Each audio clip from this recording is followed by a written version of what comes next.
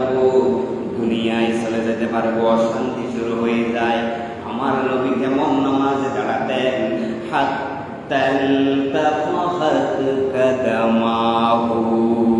আমার নবী এত লম্বা লম্বা নামাজ পড়তেন, আমার নবীর পা-গুলো ফুলে ফুলে মোটা হয়ে যেত।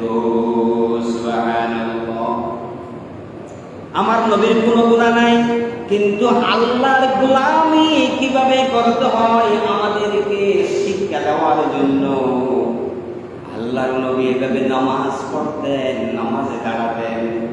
এক রাকাতের মধ্যে কয়েকটা সূরা শেষ করে দিতেন, লম্বা লম্বা। এমন লম্বা রুকু দিতেন, মনে হতো আমার নবী রুকু থেকে মনে হয় আর উঠবে না, আমার নবী বাঁকা হয়ে গেছে।